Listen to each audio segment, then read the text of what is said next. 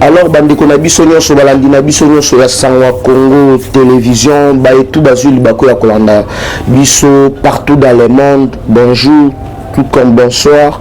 Ezo dépendre na ngonga oyo bozueli biso. Alors d'entrée de jeu déjà tozo banda na premier point na biso otolobela makambu ya plateau de Minembwe. Namoni ba manipulateur ndenge ba mesana ko manipuler batu oyo basala 18 ans au pouvoir basala le côté bazo sala bisala salamo boye bamona keno bango baza danger alors que baza dia mu wana kati ya mai. Alors lelo pena to représenter que vérité okoyeba yango nde awa. Alors na ba jaloux tout bao ba finga ka bao ba lobara po ba mususu déjà ti ba moninga déjà bo ba lobi moi no aye lisusu donc bokoyo keloko ndenge mama mukalobara bokoyo keloko. Alors faut boyeba que non na retour ya chef de l'état awa ekoyinda na ndenge moko ya kosakana te parce que Robert Roy est Rwandais de naissance, un Rwandais tout fait. Aux amants ministres, ceux qui y a décentralisation, ceux qui y a mini, au mipé sa audace, il y a connommé bourgmestre. Ah, voici qu'il faut y avoir non. Ministre, il y a intérieur, on a instruction à chef de l'État. Les soi-disant bourgmestre, Nyamamurenge, ceux qui Nyamamurenge, ceux qui Nyangalakata Murenge, ceux qui Nanyuana, akosala musalate, akobanda musalate. Minembwe eza mabele ya Congo ekotika la mabele ya RDC. Parce que eza carte moko ezala qui bien planifié na un certain Burundais oyo azana boloko. Azo senga toujours liberté provisoire. Ozo linga ko collaborer na justice te olingi ko tubela te ozo wanga na kaka alors que non oyibaki. Et là qu'on a bango plan na bango ya liboso ya République de Kivu et Rata asko baza na deuxième plan. Asiko ba comprendre que non Fachi libanda kati aza béton parce que na minito nazo bisabino que non batu basala cartographie ya RDC parmi ba pays oyo ba la kapena impliqué na kati ba allemand. Dans la minute de délégation moko ya Allemagne ça déjà na Belgique o baso beta siko masolo na Fachi nazo bisabino que non kakero beta jikumba ko beta na est na ndenge moko ya kosakana te donc matuza chingoma cha mambo yo kozala wana nazo bisabino que non balali. Alors mutoko sabino te chers compatriotes, parce que Gilbert Kakonda monté déjà au créneau, donc retour ya Fachi awa nazoe bisabino que non 6 mai baluka 9 frappe kozala ya rosanate parce que pour l'information na bino déjà deux ministres ba ozala libanda ministre ya finance na Rwandais Azarias Robero bino boyeka boye na RDC bobandi bisala sala hein na oye bisabino eloko moko il faut boyeba yango Kabila beta 18 ans au pouvoir. A sala par tous les moyens à Teka Congo, à diviser Congo, à bancaniser Congo, à kokate. Lelo armée eza na maboko ya Kabila te, eza na maboko ya Fachi Beton. Le preuve en est que chef d'état-major aza déjà wana donc musala et restale manandenge mo ya kusarana te. Na Sadek déjà retour ya Fachi wa donc Sadek barozala wana. Marambo Monisco aux alali sous-souté. Bien Matouza ya États-Unis d'Amérique. Donc Tchouza a lobby que non Denge Zaliwana Banyangala Kata Tuna Est. Donc il faut bazo Chingoma Chamambui. Donc Minduki ya Madousse Bele. Nazoe Bisabino que non Moutoko Sabino te. Bana ya RDC, bana ya partout. Moutou Ako Sabino te.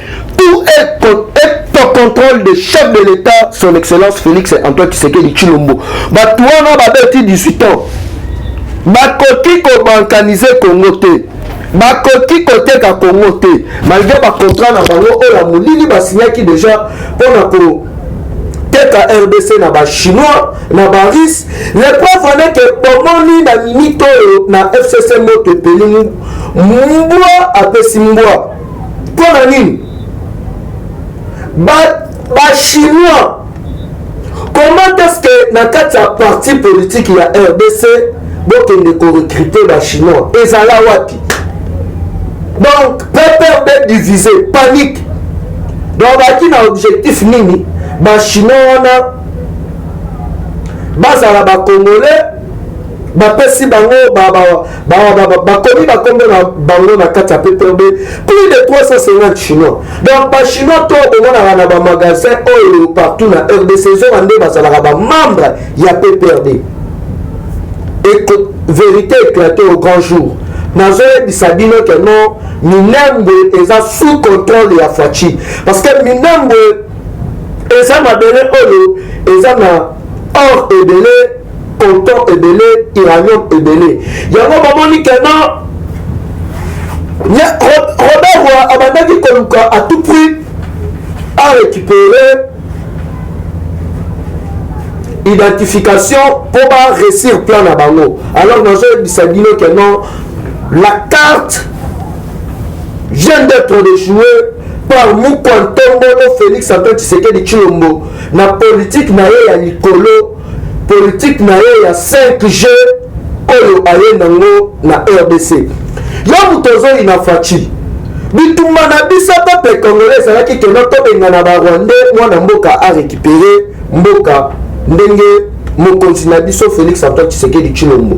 Yo sikoyo ozoi na mwana mboka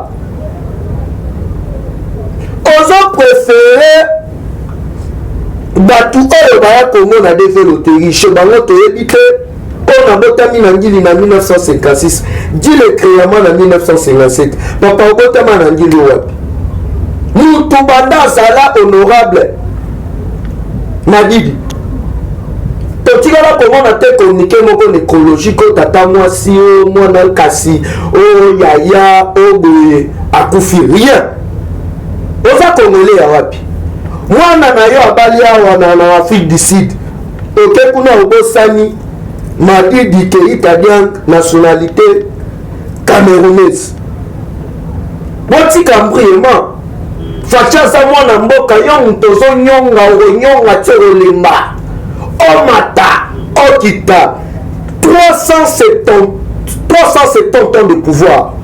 Donc, Tozana Dino.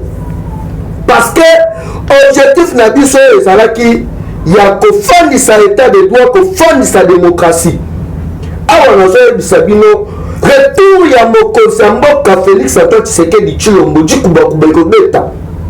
Kasonde Beta, Batu Pakatambango.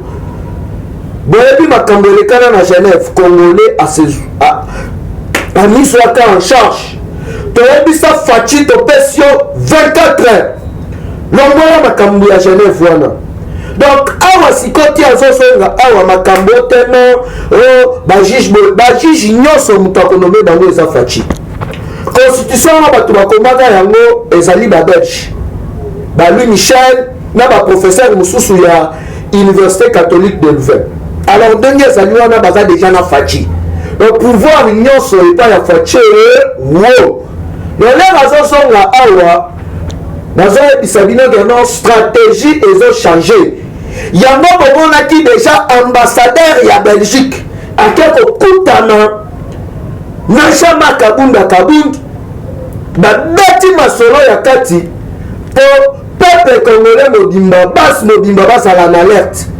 Alors il y a tout qu'on a déjà connagé parce que frappe kozala ya bosaganateur Rwandais pays moko boya muke on dirait stade de martyr boye bosakani na bakongolais bahôpitaux ya malonga eza te basociété nyonso miba SNCC onatra par terre lelo na mwa transco oyo ebandaki kosalisa ta bapeuple congolais bokamati babisi nyonso bolongoli bamonteur nyonso wana nini oteno transport ekoma mpasi bai na Fachi na Lubumbashi kuna Jacques Kabul Katwe atindi bato bakende koviole baprisonnier bakende koviole bamama na kati ya boloko. Alors ndenge ezali wana bokocomprendre que non arrivé ya Fachi nanu gouverneur nyonso oyo aza na kati ya mafia libanda parce que na minute oyo na ville ya Katanga baza na alerte générale. Alors à bientôt la changement otenonga général songolo pakalonga boye papa kende bandu bazwi bampangi na munu babwaki bango kuna wakte bakei kuna na batoto mama na manyama bakamati officier ya kuna bu na Katanga. Donc fini la récréation. Alors si on comprendre que non makambo komi pena grave. Pour la nini makambo komi grave. Il faut voir que non après détermination il y a compagnon de lutte Franck Dengo à lobby coûte que coûte il faut porter Kabila plainte pour le crime contre l'humanité opposé na RDC.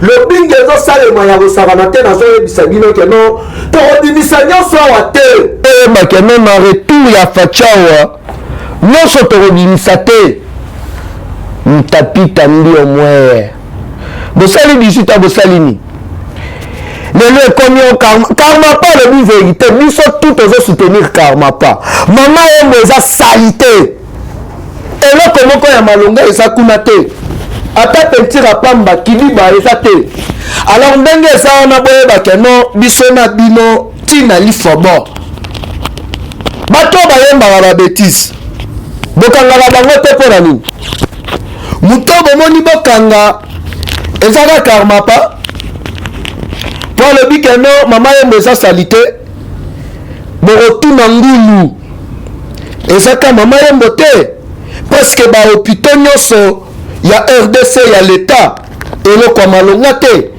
yo siko inconscient oh comme complice na ba Rwanda ozo ya o Kabila zonga akosonga wapi na Rwanda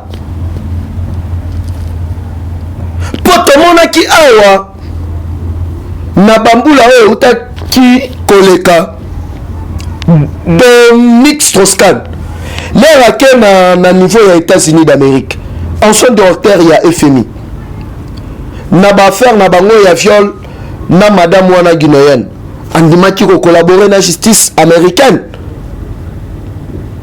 apesi mbongo na ye ya caution abimi un homme libre mutu aya kombrie teteno ndenge eza wana oh bazobimisa bato musu même bato neti pasa sayiba bato to oyo bakanga badimi kokolaborer na justice bapesi bambongo na yo kamera ozowangana kaka alors ke oyibi mbongo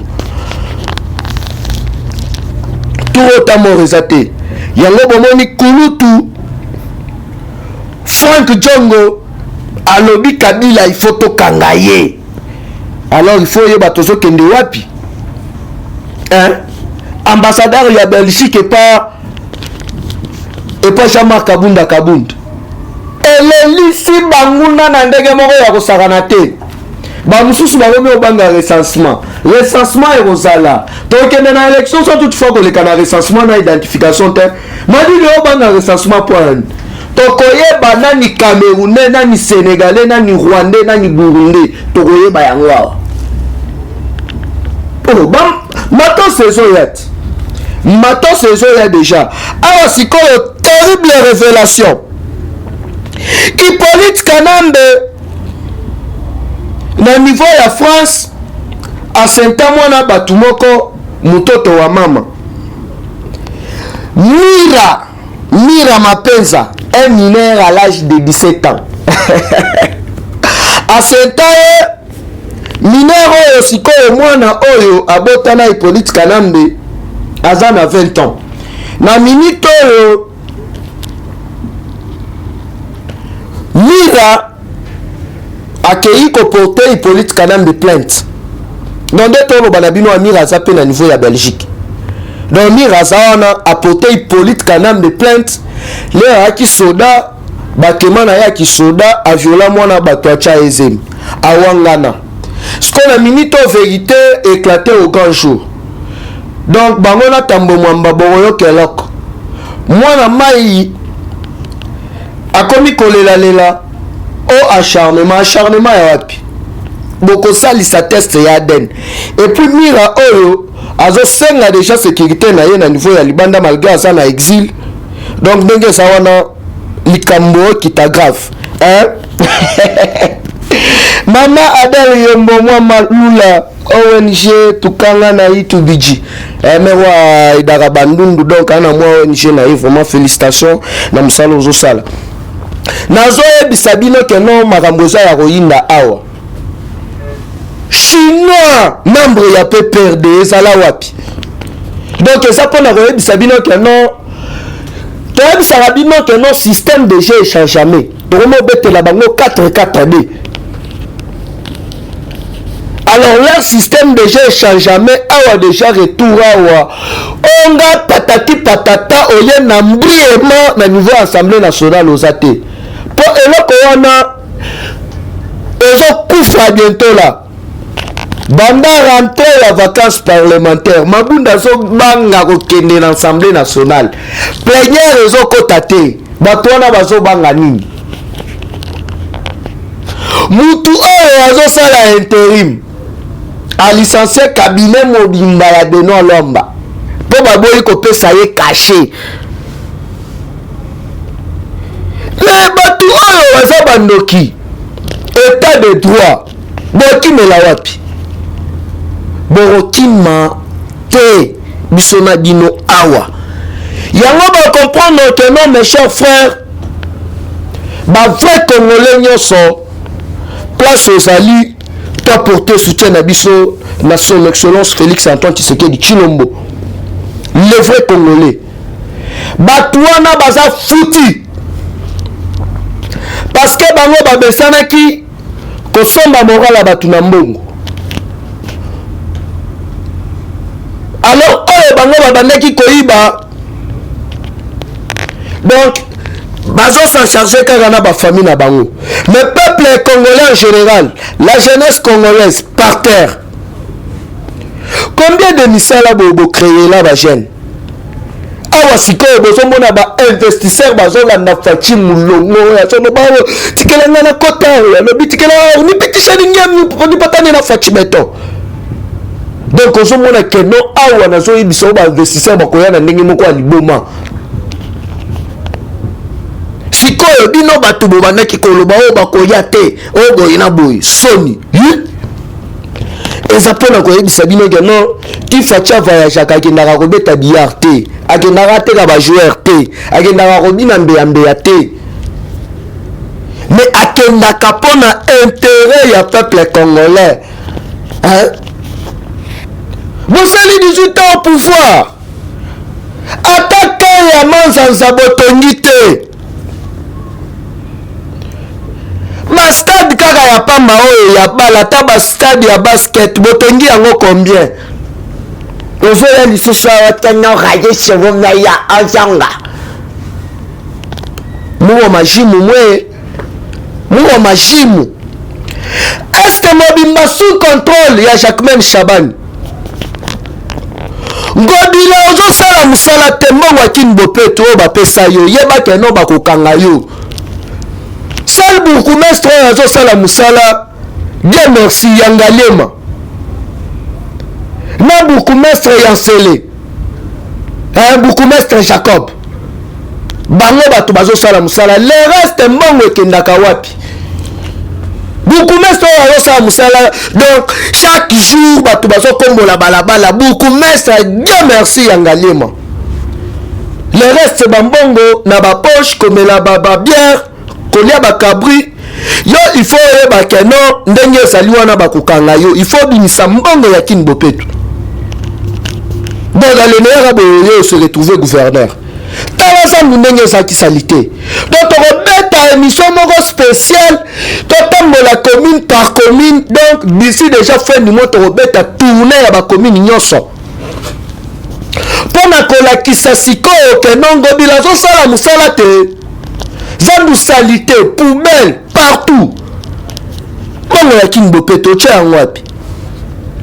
Mbongo wana, il faut ezonga na kesa l'État. Toza lisusu na régime oye, beti ribiko, bimisi mbongo, rien. Yo sele ya la goule. Ozo kende kwa attaquer, soki directeur na yo ya cabinet, eza instruction ya chef de l'État. Ti facha so songa wa, yo ba ke non ba ko kanga yo. bakokanga yo.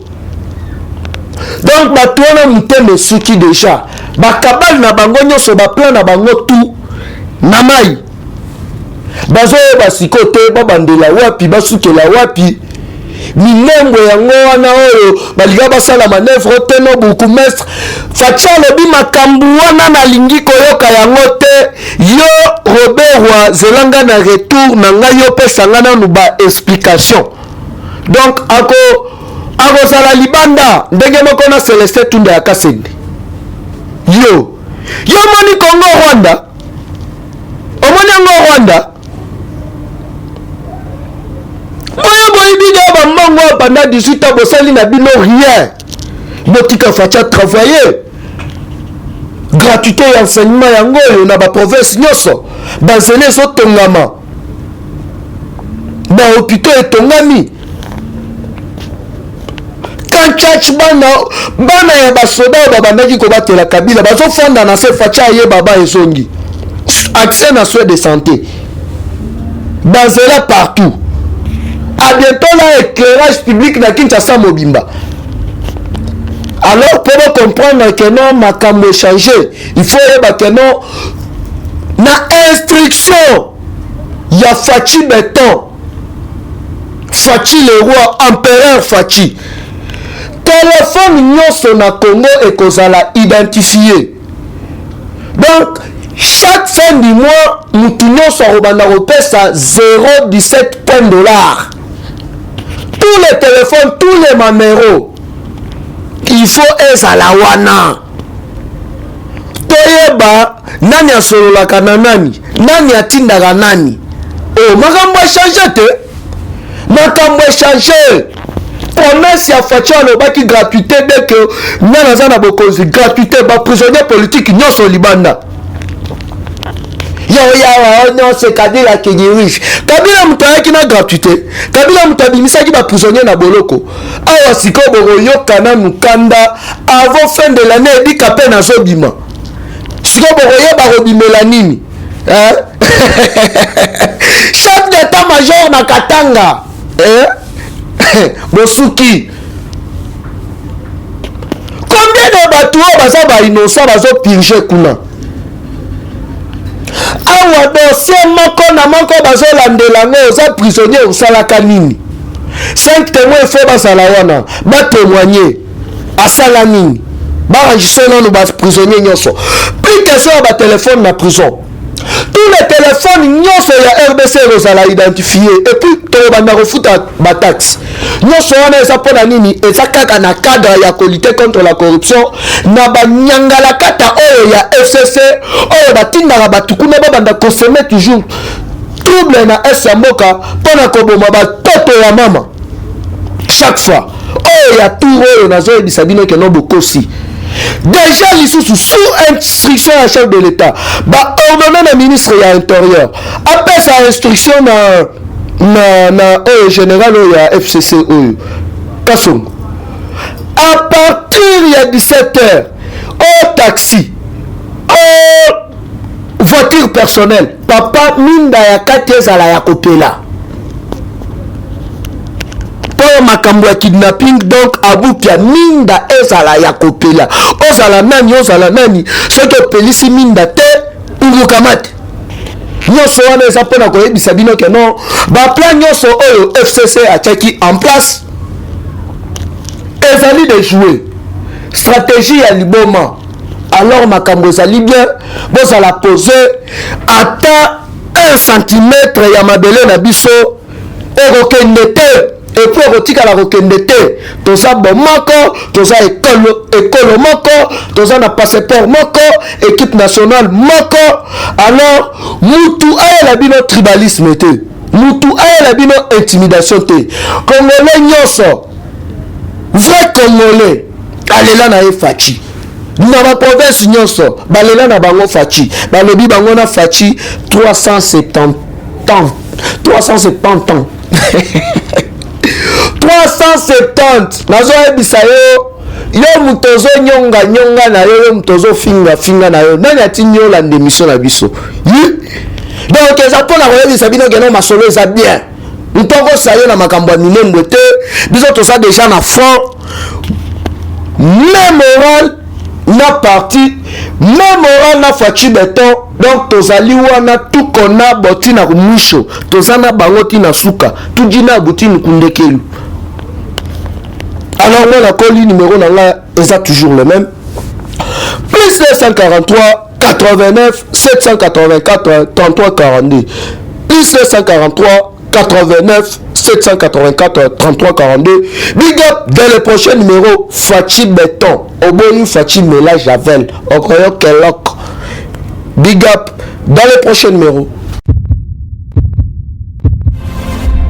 Eshima, votre magazine qui bat au rythme de l'actualité.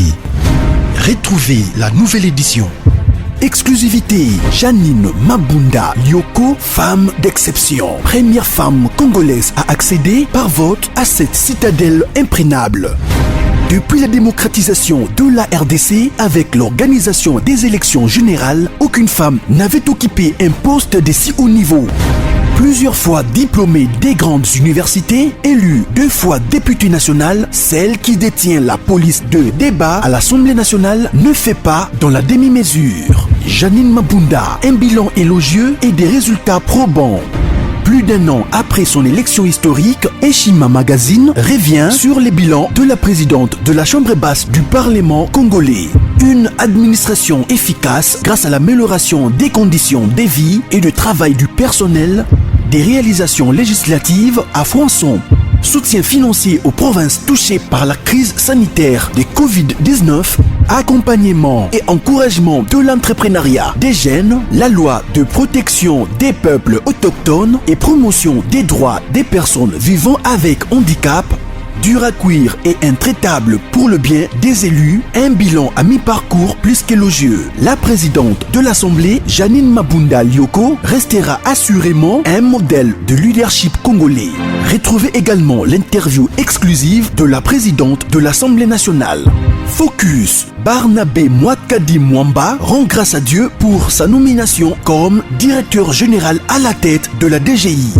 Découverte, entretien avec le ministre provincial de l'économie et finances, Jean Vuzingoy. Nation, 2 ans après sa création, la CNSS a conquis les cœurs des prestataires sous l'impulsion de la directrice générale Agnès Mouad Nawej. L'Alliance des kabylistes musulmans a célébré son 5e anniversaire. Économie, Boukangalonzo, le mystère d'un projet grandiose. Dossier Eshima, les systèmes politiques, anges et démons. À lire également dans les bonus du magazine Eshima. Gratuité de l'enseignement de base, un rêve d'hier pour les Congolais devenu réalité grâce à la détermination du président Félix Antoine Tshisekedi.